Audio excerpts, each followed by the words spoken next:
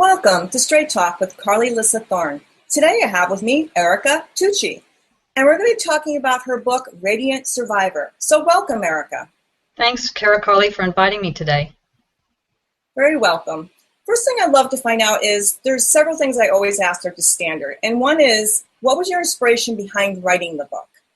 Well, I had a stroke in June 2011, which kind of dropped me to my knees because I had a very, very fulfilling life. I was a corporate manager at a Fortune 500 company, and I had a fledgling healing arts business. I'm a Reiki master, massage therapist, an author, a life coach. I was working about 80 hours a week, and then I had a wonderful stroke that wonderful day that it just turned my world upside down. So about 2 years later, when I had more strength, I decided to write another book, and that's why I wrote Radiant Survivor. And it was about my experience. But the book itself is not just about my story. It's also about anybody that has some kind of life-altering experience, such as cancer or abuse or addiction or MS or anxieties or whatever. I have 14 stories, in addition to my own, of people that have had those kinds of challenges. And each chapter that I did, I included their story in the chapters. I also have a chapter on caregivers, because you can't forget the caregivers, because they're just as important as the person that's surviving the incident. So the other thing I love to ask, and then I was going to go back to your book, Sure. Because that was a very pithy little illustration there you did of what was included in the book. But the other thing I love to ask, because there's always a story behind this as well, is the title of the book. What was your inspiration behind that specific title?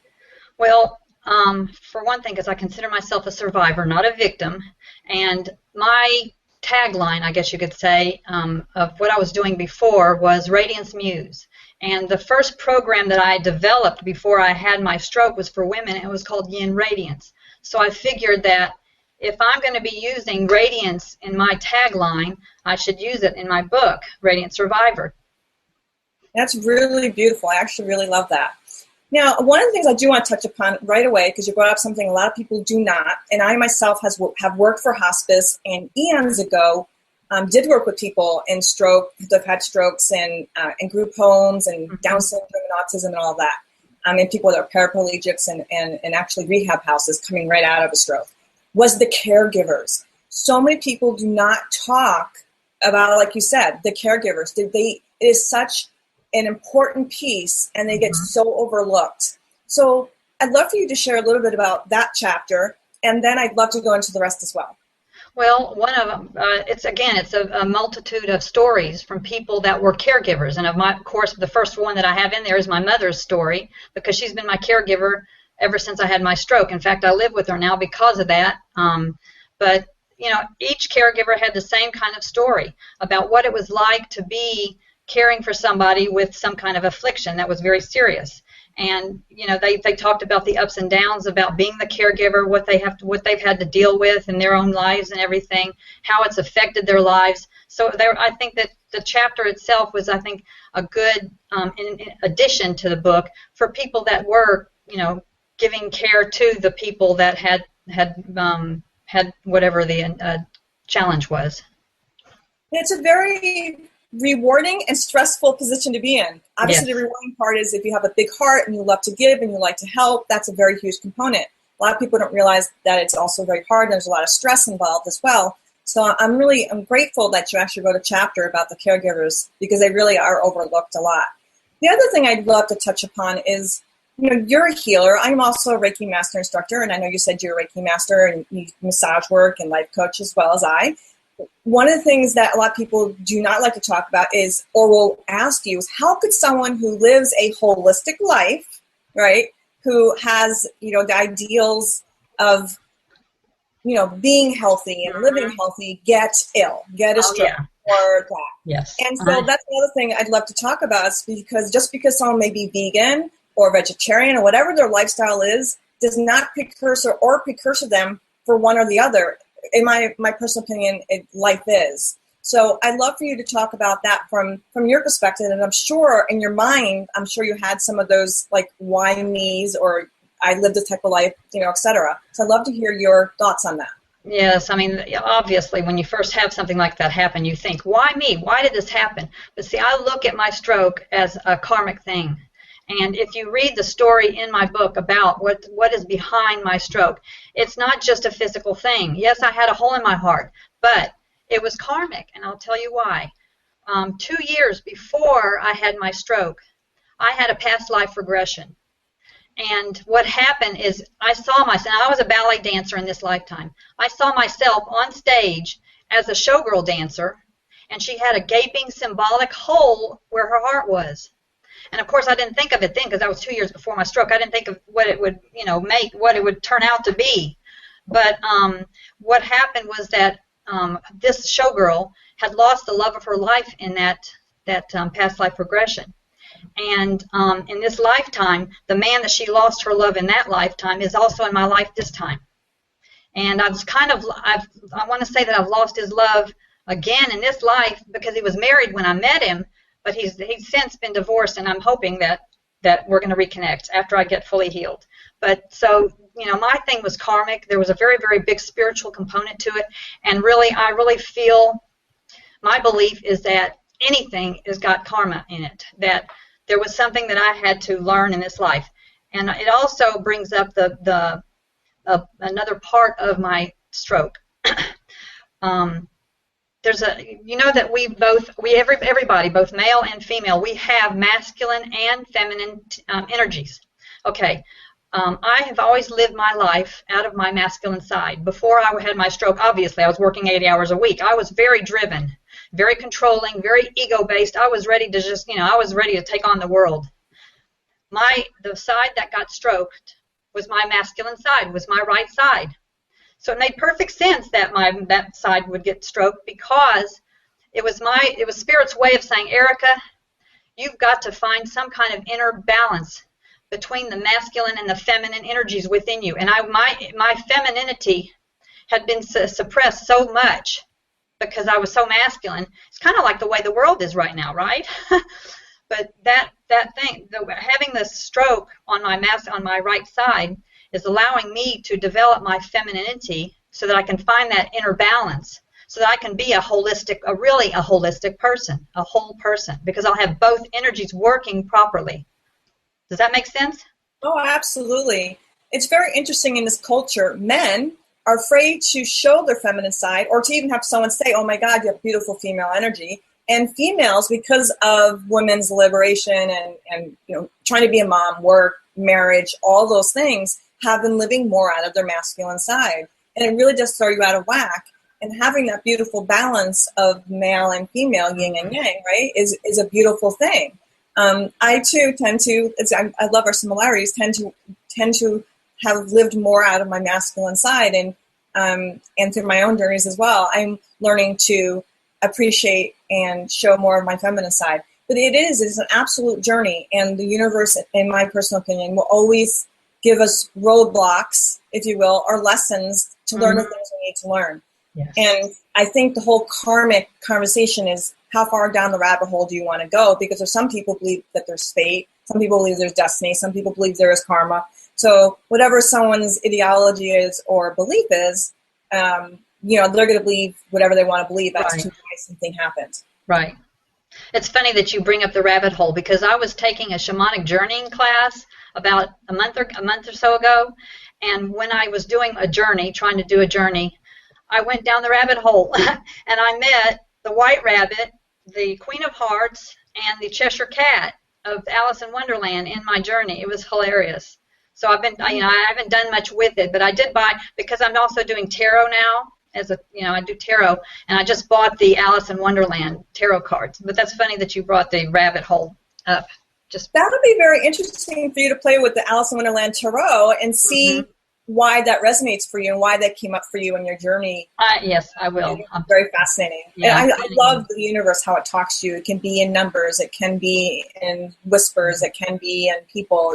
There's just so many. I personally, numbers really connect with me. I love the Angel Number book by Doreen Virtue. I'll always see 444 or 323. I see very steadily, repeatedly numbers. I'll wake up at a very specific time. So I think the universe, depending on what we resonate with, what modality we may resonate with more, tends to reach out to us through that way. Yes. I think tarot is mine. In fact, my stroke actually led me to tarot. Now, when I was, before I had my stroke, I tried to dabble in tarot, but I couldn't interpret the cards because my analytical mind was getting in the way. Well, then when I had my stroke, and it's just been about a year, but I started getting into tarot again. So I thought, I'm going to try it again. And it's fascinating how all of a sudden it opened up so much.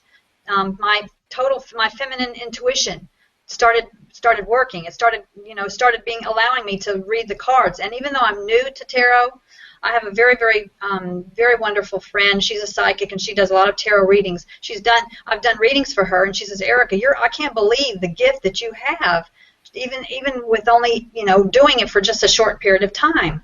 And I said, well, I don't think that this gift is just from this lifetime. A lot of times our gifts are not just from one lifetime that they have. If you believe in past lives and stuff, I think they extend very, very far back into your other past lives. Well, the analogy I usually give people when it comes to that is the past life or the present life is sometimes we know something, we have no idea why we know it. To me, that's knowledge that, if I didn't learn it from a book or et cetera, and I'll just automatically come out with stuff, and then people are like, how do you know this? And I'm like, I don't know. I just know it, right? Mm-hmm. So to me, for people that don't want to get into the whole karma or deja vu or whatever you want to call it, where you're experiencing something and you could swear you've been there, or you meet someone and it's like, oh my God, I've known you forever. And you just met. Right. So, I think these little idiosyncrasies or coincidences that some people would like to call them, I think it all ties in. I personally do believe in reincarnation and do believe in the various theories out there.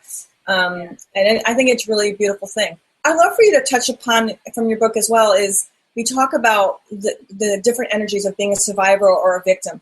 How have you literally gone from one to the other? Because obviously when we first start, I don't care who we are, we can be as good as we want to be. We have a little bit of victim energy because we're like, oh my God, what happened? So how did you transcend the victim energy to now radiant survivor? Well, I want to step back to my birth first. When I was born, actually, my mother and I almost died in birth because she had a quack for a doctor. So I feel like I was born with a shield and a sword in my hand. So I always have felt that I was a survivor in life, and nothing was going to stop me. But now, when I did have my stroke, like I said, everybody asks why. I don't understand why this happened to me. But again, it was my attitude towards what my stroke was all about. What was it that why did I have a stroke? Why? It's not about why poor me. It's more like what is it that I'm learning from the stroke? What lessons am I going to learn in the stroke to help propel me down my spiritual path, because I've always been quite spiritually oriented, and so that's why I felt that this was really just a karmic thing for me, that it was something else in my life to help me become more who I really am, getting down to my authentic self. So I don't feel myself as a victim at all. I don't think I'm not a victim. Good for you. So I would love to talk about maybe possibly some tools, because I know I deal with a lot of people that are survivors of whatever, sexual, verbal, physical, and all sorts of issues, right? And even medical issues. I'd love for us to give them some tools on coming away from the space of being a victim, and how do they attain, or how they grab on to the energy and the feelings of survivor energy.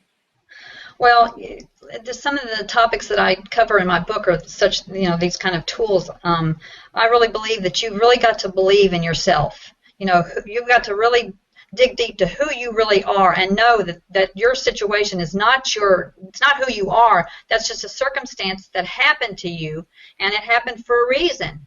And if you believe in yourself and believe in the circumstances and what they really mean, then you can kind of work through that, that victim mentality. Also, I don't think that you should ever give up, because you have to look at the situation as a way of growing, and you don't want to give up, because you never know how you're going to end up in this situation. I really feel that I'm going to be fully recovered, and when I am fully recovered, I'm going to be better than I was before. There are gifts. I consider having a challenge like this to really be a gift in my life because of what it's helped me to learn about what's important in life. It's about, the relationships. It's not about your material possessions. It's not about the things the accoutrements that you've accumulated over life. To me, having something like this happen to me, it's taught me that my relationships with people are so much more important, and my relationship with spirit are so much more important than the outside things that I've had before. I think that it's helped me also live in the present moment, trying to understand, because you never know what's going to happen to you from one minute to the next. I never thought I was going to have a stroke, but I think that if we really learn to live in the present moment, then we can actually cherish every moment of the day, and no matter what happens to us, we can enjoy everything in our lives. Now, it's not to say that we don't have the emotional breakdowns, because I have plenty of emotional breakdowns. I mean, even just the other day, I felt like, why am I even here? What's my purpose in life? Why do I even want to live anymore? But you get over those humps. If you allow yourself to go through those emotions, and that's very key, I think. If you allow yourself to go through any emotions that you have when you have some kind of a challenge that you're faced with, but not get stuck in them, then a lot of times that'll help release any kind of negativity that you have inside of you, and then you can go on and move forward to the next step. It's a process of recovery, from any kind of challenge. It's a big process, and if you can just take it step by step. And I think that you also should establish a support system. I have my mother. My mother and I have a wonderful relationship, and since I live with her, it's really nice to just know that I can turn to her anytime I want. But I really think also it's very important that you establish some kind of a relationship, whether it's a support group or whether it's just one person or, multiple people. It helps very much to have that when you get down or anything, to talk through whatever it is that you want to talk through. A lot of people, unfortunately, are afraid to ask for help. They're either embarrassed or they feel guilty. And you're right, the support system is vital because you need to have someone to talk to. And obviously, there's that balance too. You don't want to talk to someone and constantly be negative and the woe is me energy either, because that's really hard for someone to be around all the time. Yes. And however, that support system, that's another great thing about having a larger support system, because you don't have to solely depend on one person. If you are grateful enough to have a nice circle of people that are there for you, it's wonderful. Mm-hmm. And the other thing that you mentioned, which is very vital and key, is that we have to honor and feel what we're feeling. If we don't, it just gets stuffed, suppressed, and it never comes out, and it's still there. So like you said, the sooner we honor what we're feeling or face what we're feeling and process it, then we can actually go on to the next step. And that never, ever give up is part of that, because there are times that you are. I mean, I don't care how perfect somebody is, how healthy they eat, how much they exercise, all these things. Everybody has their meltdowns. I think the only difference I've seen with people that have done a lot more self-work is they're just more aware of their meltdowns. Doesn't mean that they don't have their meltdowns. It just means that, oh my God, I'm doing this behavior. They catch themselves in the behavior, and then they take the action steps to correct the behavior. Yes. That to me is the biggest difference I see from someone who hasn't chosen to face things or do a lot of self-work or et cetera. Yes. So it's not that we don't have meltdowns, and it's not that we're perfect, and it's not that we're better than anybody else. We're it just still means human. That we're more aware. Yes, I fully agree. We're still human. Yeah, we're still human, So, I mean... We still, something like you had the stroke, things happen. I just think... it's how we react to whatever happens to us. That's the key. How am I going to react to this kind of situation? And there was one of the stories in my book is a woman that had a stroke at 26, I think, and she was 46 when I interviewed her for the book. And and we did a Skype call, and she showed me she's still paralyzed on her bad side, and her arm is still very just flaccid, and she kind of lifted her arm up and showed me what she was like, and but what she's done, she swam with the dolphins, she's started her own organization, she lives in the UK, and she was actually crowned something, she met with the I can't remember exactly, but something with royalty. I mean, she's done a lot of things, so she's taken her her condition, and she's made something wonderful and positive out of it. She's helping a lot of people with disabilities. And when you help other people, I feel that helps you heal too. I think we always learn from each other. I don't care who it is. It could be like a well put together client that is, doing wonderful, and I'll still learn something from them. And it could be someone that's, going through really tough issues, and I've been through my own share of issues, and we may be, sharing about that, and I still learn something. And here's one other huge thing that I think is nugget, if you will. I think is so important. A lot of people have been through, whether it be physical abuse or sexual abuse or verbal abuse, and there's more guilt, tied to it. They're afraid to share what they've been through. And I think there's a difference between repeating your story from a victim energy or sharing your story from an empowerment place and going, yes, this happened to me. However, like you said, it doesn't define who I am. My experience isn't me. My stroke isn't me. However, look at all the things I've done to not be in that. I'm using my skill sets, the things I've learned in this place, and I'm helping other people. Yes. And I think many times we sweep stuff under the carpet because of shame or guilt. And I think we're doing a disservice to one another, because our stories, our experiences, our journeys are ways for us all to learn from one another. Yes, I agree completely. Yes, I completely. In fact, everybody does have a story, and it doesn't have to be something that's so devastating. It could be anything that's slight, but still, that's their story. We all have our own stories, and I think that in order for us, and I think that as we share with everybody else, I think that helps the communion among everybody.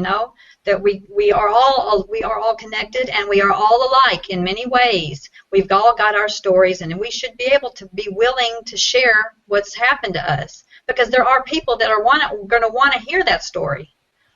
And because there are people that want to be healed themselves, and if the person has a story to give to them that will help them, well, then that's wonderful, when people are helping other people. I agree. The other thing, since I am interviewing you, I'd love for you just to, because this is a podcast and a video, for you to actually say where people can reach you, spell out your website, and then, list the other books that you have, and just give it like maybe a 1 or 2 line sentence of what each book's about. Okay. Well, I've got 2 websites, ericatucci.com, ERICATUCCI, my name.com, radiantsurvivor.com. That one's just my book. My ericatucci.com is about everything that I do. My tarot, my life coaching, and it's got my, it's just got, and my books and everything. Now, I've got 3 books that I actually market, and Radiant Survivor is one of them. Anything is Possible is my novel that it's about the love story about with the man that I told you about in my past life, but it was the love story that we had in this lifetime. So it ties in with my Radiant Survivor book. And then I have another one called Zesty Womanhood at 40 and Beyond, and that book is about, obviously, what the title says. It's for women over 40, about how your life changes in that time and how wonderful it can be. Now, the Zesty Womanhood is also the basis of a program that I developed, that I mentioned before, at the very beginning, for women, called Yin Radiance, The Journey to Inner Balance. In fact, I did all that work before I had the stroke, and now I'm actually living it. So I have that program also. But you can see all these things on my website, ericatucci.com. And wonderful. You can get in touch with me through there, too. Wonderful. I really appreciate you coming on. I really value your insight. I'm really excited for people to hear this and learn some tidbits on different ways to empower themselves. And I look forward to people reading your books and learning from you. So thank you so much for joining me. Thank you so much for inviting me. I really feel honored. It was delightful. Wonderful. Well, everybody, I will putting together a whole blog post to help all of Erica's information. We also will have the podcast and the video, and it'll have all her links so you can find her. And I look forward to being with you next time. Have a great day, everyone.